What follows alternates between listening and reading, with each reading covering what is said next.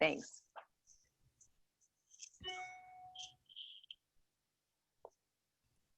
Hello.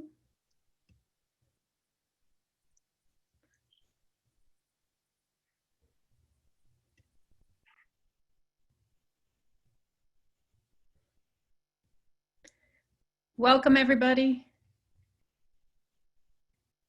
We're going to get started in just a moment. I want to make sure everybody has a chance to get into the room. Thank you all for being up early on a Friday morning to join us. Grab your cup of joe and we'll get started soon.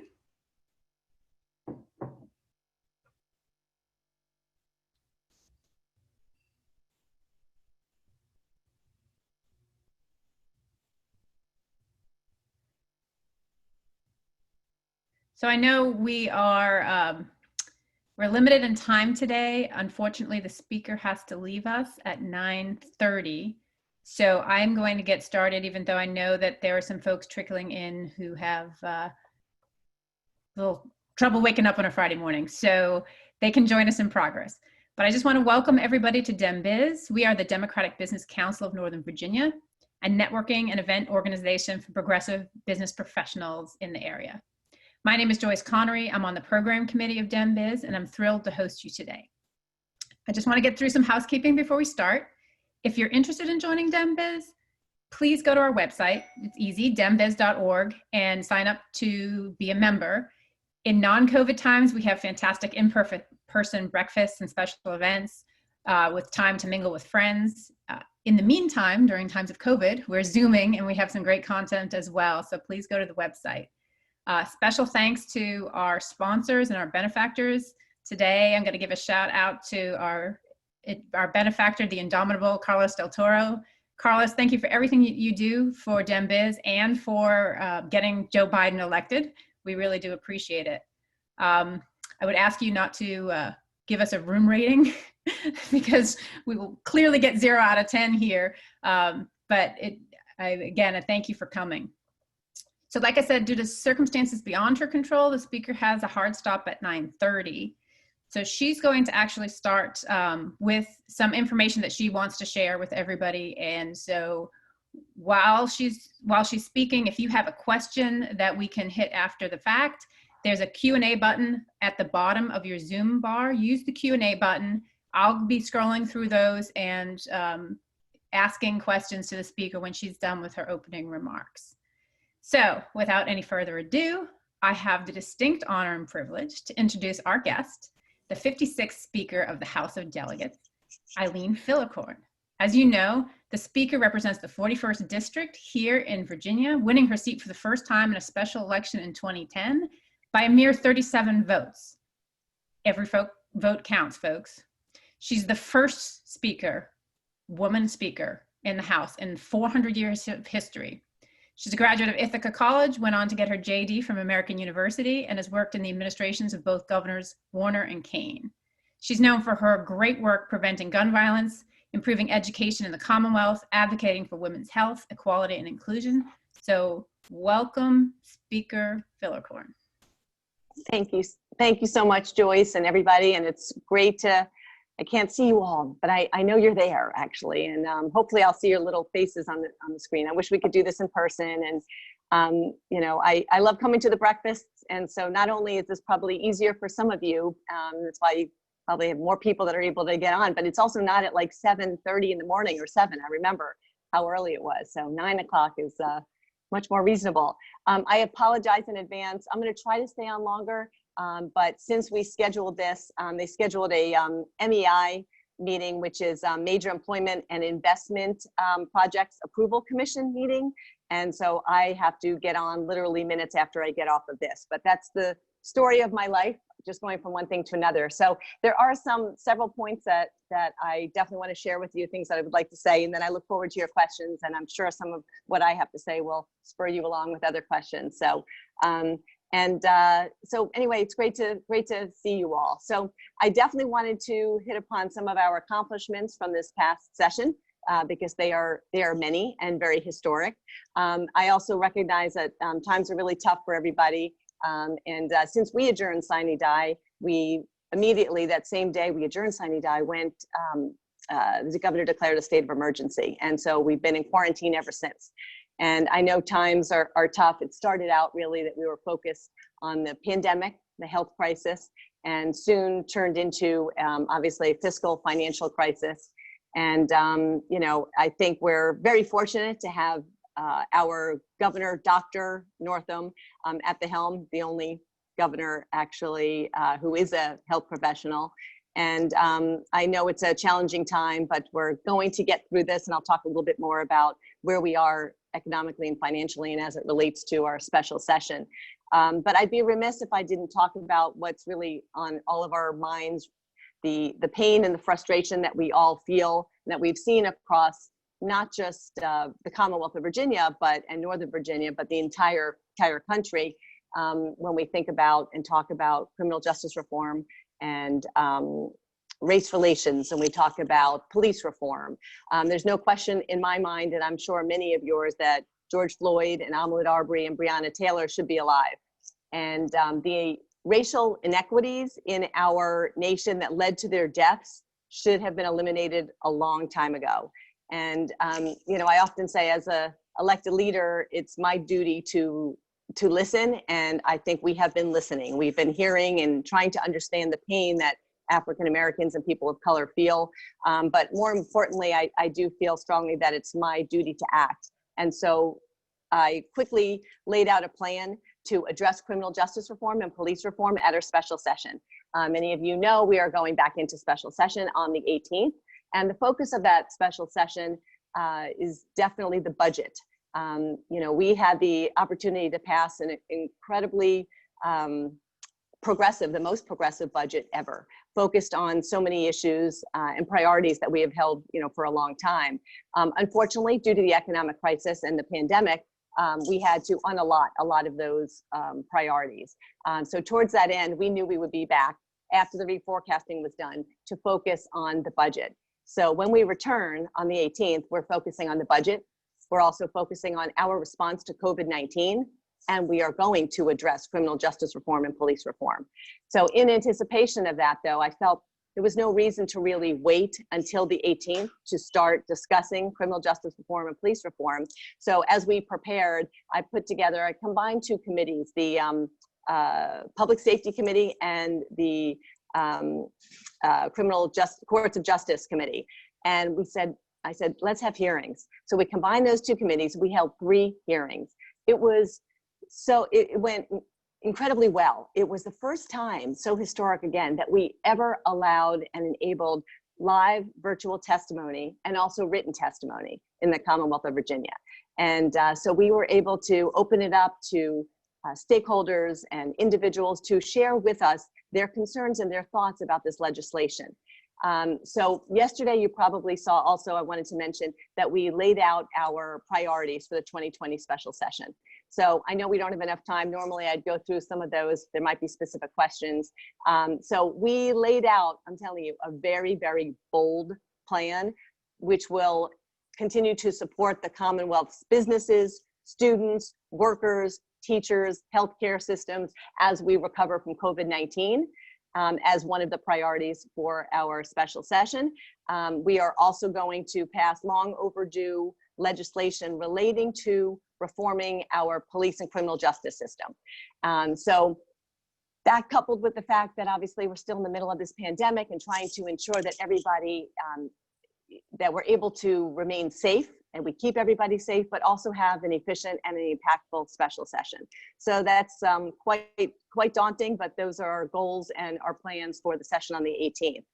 I think what you're going to see that came out of our hearings are real, after months of focusing on these hearings, are a lot of thoughtful ideas. And the way we looked at it is, what do we need to get done immediately. This is a special session, not a regular session. And we've got a regular session right around the corner. So what issues do we need to take care of immediately as a result of our public hearings? And, how quickly can we move in a special session? So we have not only drafted legislation that will provide relief, but we're also looking forward to reviewing the governor's budget recommendations, which again is not public yet. We'll have that on the 18th. And anything in the budget can actually go into effect immediately upon his signature.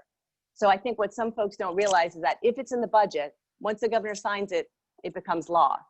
If it's a bill, those bills won't come into effect, until January. So we created this plan carefully, and we are working with our members. We're also having regular meetings with the administration as well as the Senate. And that's basically how governing works. You build consensus, you draft smart legislation after weighing in and hearing from the public, and then you pass the laws. So that's basically where we are, moving forward.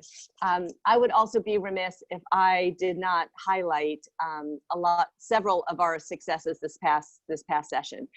We had a lot of successes, a lot of historic firsts in criminal justice reform, as I mentioned, but that was just the beginning, and we'll be, moving forward on that front.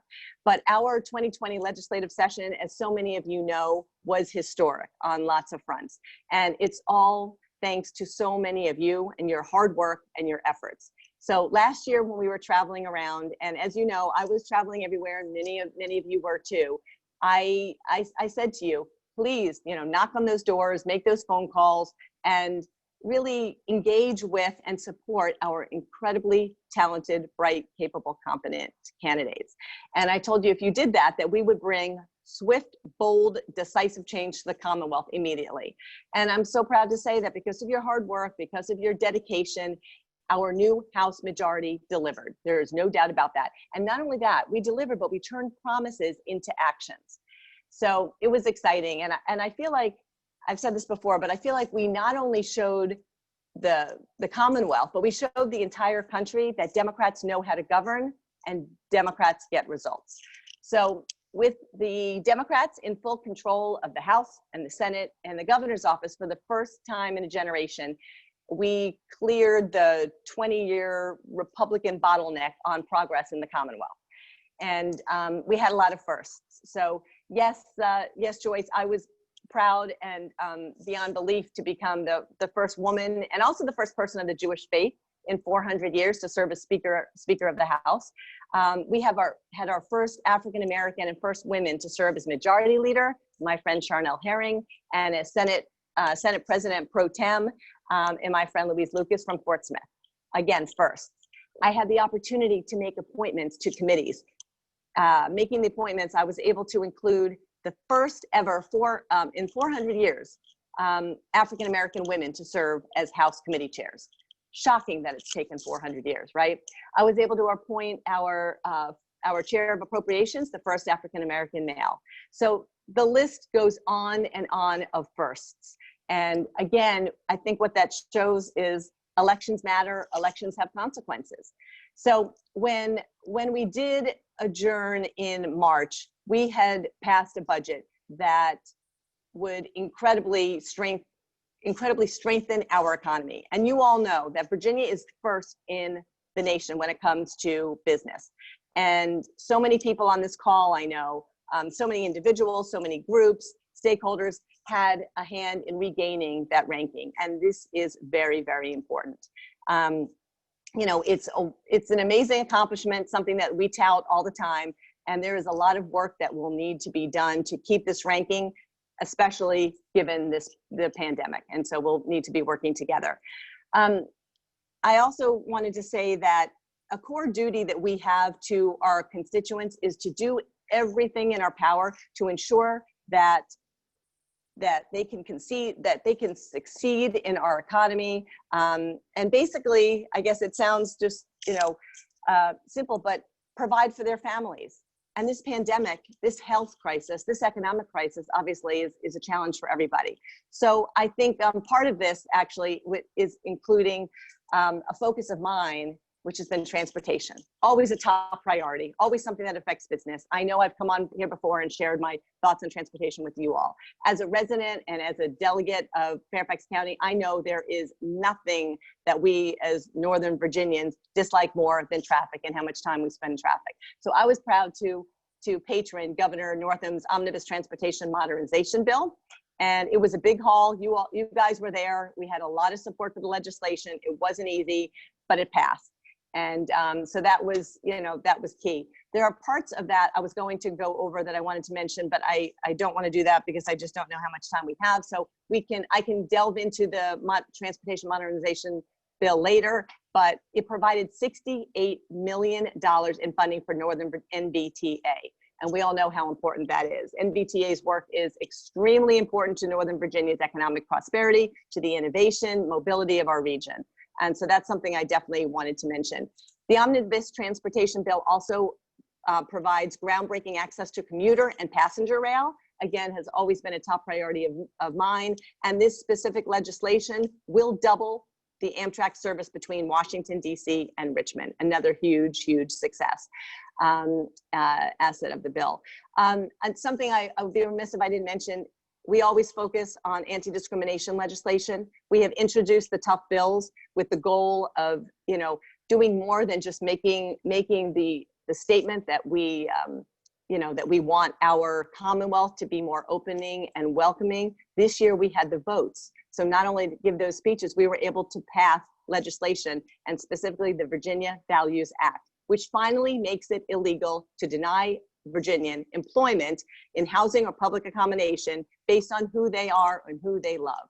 And as we have seen, you guys are all business people, we have seen, as Indiana saw, North Carolina, other states have learned the hard way, discrimination is bad for business, beside the fact that obviously we stand up as Democrats, treating everybody equally and equitably.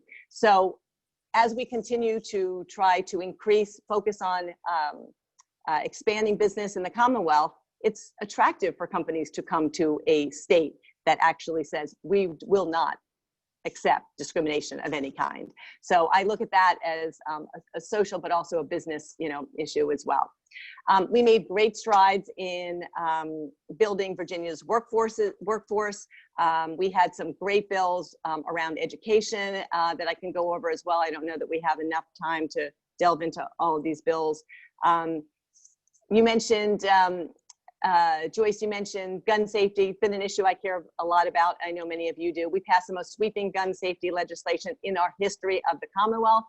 Every year, lives are cut short by gun violence, and we had the opportunity to pass a lot of bills. Voting rights, another top issue. We expanded voting right protections in Virginia. We repealed the voter ID laws. We implemented 45-day no excuse absentee voting.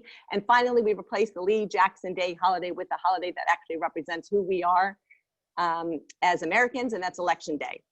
Climate change, the environment, I know that's important to business, it's important to all of us. We passed the most consequential piece of climate change legislation in Virginia's history, the VCEA, Virginia Clean Economy Act, and now Virginia is actually on a pathway to carbon neutrality. Criminal justice reform, we're going to get to that more later, but we did actually have successes this past year as well. We decriminalized marijuana. We ended suspension of driver's license due to owed court fines. We tackled the school to prison pipeline. And again, I'd be remiss, Joyce, if I didn't mention we became the 38th state to ratify the Equal Rights Amendment. So finally, equal treatment of women will be enshrined in the Constitution. Again, something important to all of us, and certainly important to business. So none of these successes would have been made possible without all of your hard work and your dedication to ensure that Virginia is a better place to live and work and raise a family. I appreciate all that you do. I look forward to your questions, so we'll have some time to delve into some of these issues. I'm excited about the upcoming election. I think we all are. The Biden-Harris ticket is going to be incredible. Talk about, a ticket that, truly gets who we are. Joe Biden is a good person. And we all know that he's battled through a lot of grief and tragedy himself, but he's always about lifting America up, lifting other people. What can he do for other people? And we saw that in the 8 years that he was vice president with President Obama. And now how excited are we all with Kamala Harris? we all had the opportunity to spend time with her. She was here in the Commonwealth working with us as we took back and took control. So she is going to energize this ticket. She's bright, capable, ready to do the job on day one. And I'm excited to be able to say, Madam Vice President. So the only other thing I would mention, I can't get off this call without mentioning too, that I know you all are ready to work really hard for our senior senator and continue to work hard to flip the United States Senate blue as well. And we've got, amazing members of Congress. We have to work hard to make sure that they get reelected as well, and that we can flip even more. So, and don't forget, then there's 2020 next year, back to us again. So thanks again for all you do. And again, these successes would not be made possible without you all.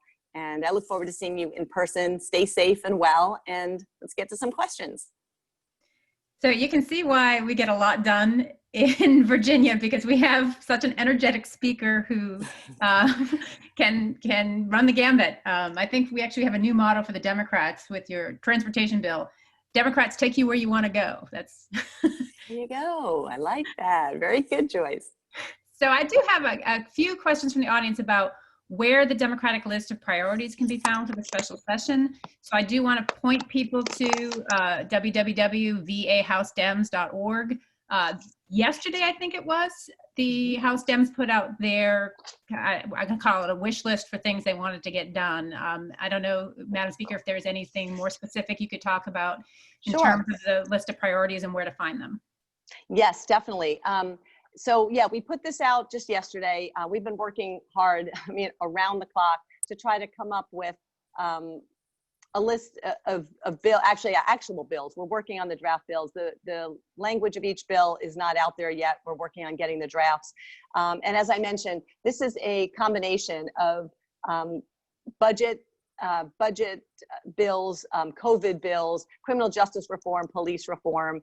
And these are issues that are obviously very important to us, not exclusive. There are others, but this is a special session and we have limited amount of time. So I think you will see this is a bold list, and it includes items that need to be taken care of immediately to help Virginians survive and get through these tough times, both the pandemic and economic and financial crisis, but also a lot of overdue legislation as it relates to police reform and criminal justice reform. So we felt it was very important for us to have these hearings first. And so that's why I'm very proud of our additional transparency that we were able to come up with such a way to include and incorporate the thoughts and testimony of so many groups and organizations prior to coming up with this list. So it was important to us to listen, then come up with the list. We're working on the draft bills. They'll be out next week. And again, we'll start session on Tuesday. That's when the governor called us back. We will be, special session will be in person the first day. And just as I did with the reconvene, safety, public safety, everyone's safety was first and foremost on my mind. During reconvene, I spoke to Virginia Department of Health, did the same this time. Well, what can we do? How can we keep everybody safe? The best, safest way is to obviously not meet. Short of that, we're going to be in the Siegel Center, and we're going to be separated and, high ceilings and all of that. We're going to start our session at noon on Tuesday.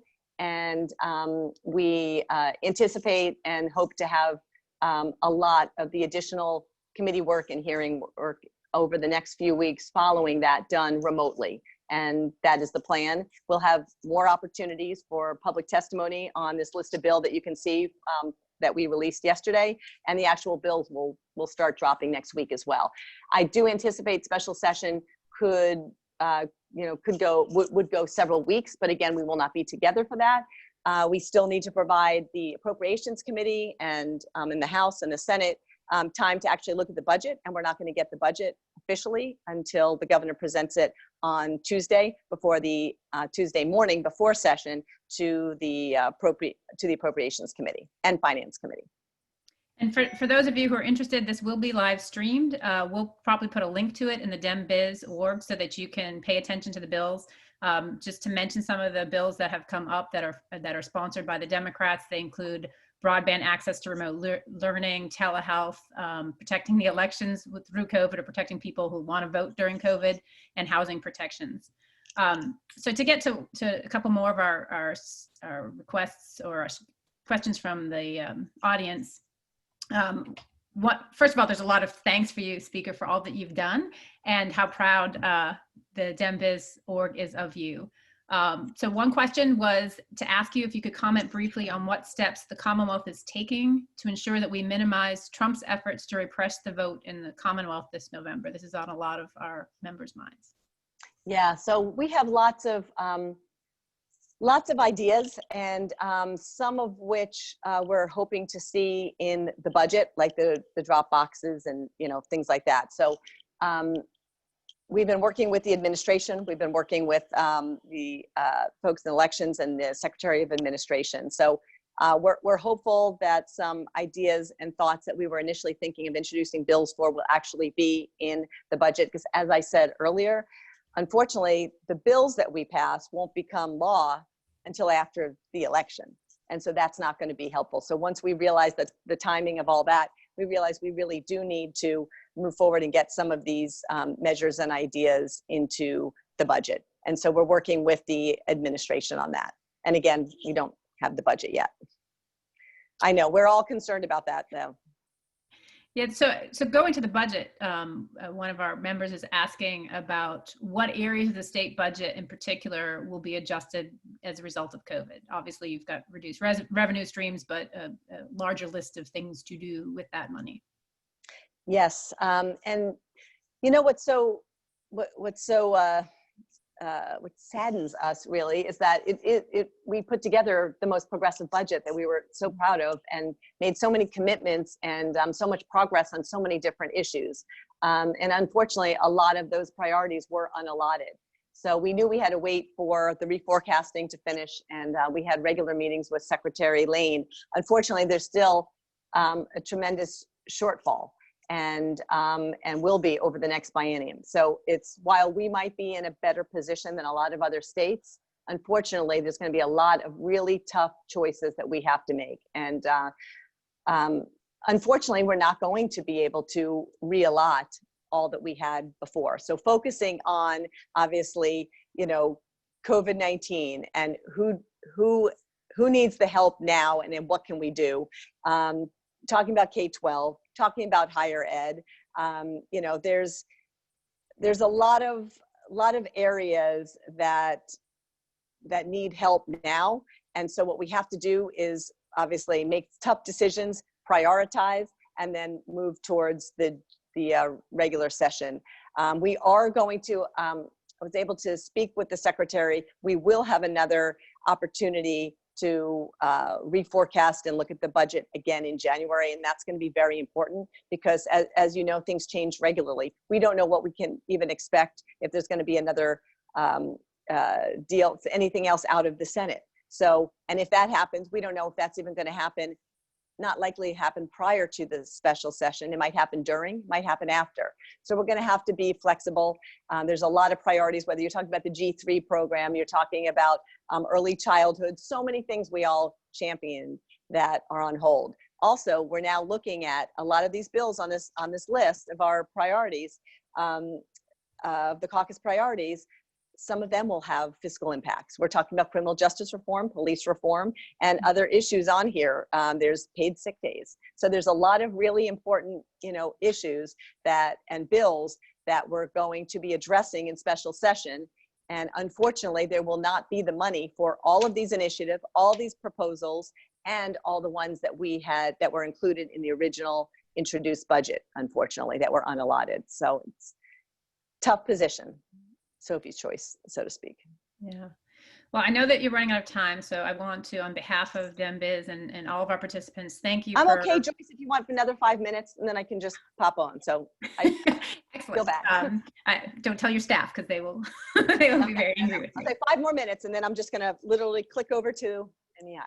So I want to switch over to the criminal justice because I know that it's something near and dear to your heart. And I know that this was a big push from the Democratic caucus about what what issues to address. And I know that there's proposals with regards to training and decertification of cops who have had bad records, eliminating certain pretextual stops. What is the, if you can be a little bit prognosticating, what is the zeitgeist and the appetite to actually address kind of the big ticket items like no-knock warrants and no chokeholds, things like that? Absolutely. We've been thinking about these issues for a long time, but really it just came more to the forefront after the deaths of Breonna Taylor, Ahmaud Arbery, and George Floyd. And I think, we just realized that this is the year, this is the time now. So we have worked hard to come up with draft bills. And again, this was after a lot of time, a lot of calls, a lot of Zooms, talking to stakeholders and every group that we could to really get a sense of what top priorities were. Again, the special session isn't just the end of this. It's literally just the beginning. So we've made some progress before, but the special session is a time when we can, we looked at the list, kind of came up with the top priorities, and also we're looking at what can hopefully get through, not just the House, pass the House, because we're going to pass our bills, but also the Senate, and then hopefully get signed by the governor. And that's important to us because it's not a matter of messaging. We're beyond that. We want action. We want these bills into law. And so we kind of came up with these drafts, and as we work on them, we're drafting with specific language in mind, what can pass the House and the Senate and get signed into law by the governor. So that's the top priority. I think a lot of those, the majority of them, I am confident we're going to be able to move on. And there's strong support, as we know, from so many groups and organizations and stakeholders and agencies, and I think you'll see when you look at the list, it's a transformative criminal justice and police reform package. It really is, and it's bold. And I think it also goes straight to the heart of the inequities that for too long have plagued our system.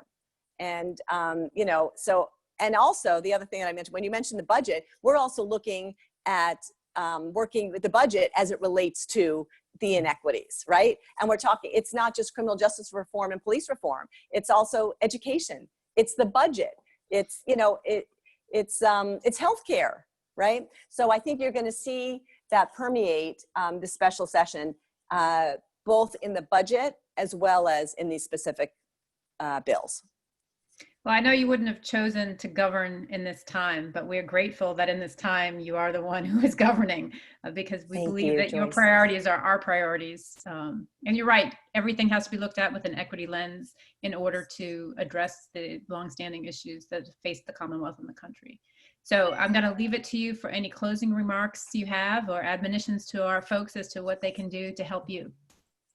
Well, thanks. I so appreciate the opportunity, Joyce, and it's great to be with you all, and I appreciate what you do. Again, I know we say this, every election is so important. This election is really, really important, and I know you all are going to be out there, and I'm excited for special session. Yeah, it's a tough time, Joyce, to govern, but I'm excited when I look at what we accomplished already this session in just 60 days, and I realize how many lives we changed with all this amazing legislation. It energizes me towards special session and what we can do, and I'm confident we're going to get a lot done again and pass a lot of great legislation and a budget, and then we'll have another bite at the apple again. There will be time. I know there's going to be disappointments for all of us with regard to the budget. We'll do what we can now. We'll reforecast again. We'll consider this again in January. And for all the bills that we were unable to, or that we're not going to be able to introduce now, and or the ones that don't pass, we've got a regular session right around the corner in January. So your participation and involvement is crucial. I wish I could say, I wish I could see you soon. I don't know when I'll see you, but in the interim, let's just go stay safe. And thanks for the opportunity. And don't hesitate to reach out to me or my office anytime. I'm always available and always on Zoom. Thank you so much for your time. Good luck in special session. Thanks to everybody who came out today. Please go to dembiz.org, become a member. help us sponsor some great programming. And, you know, I don't think we'll be disappointed. Speaker Philicorn, it's 2020, so we'll take That's right. our wins where we get them. That's right. Thanks, Joyce. Thanks, everybody. Take care. Thanks so much. Bye-bye.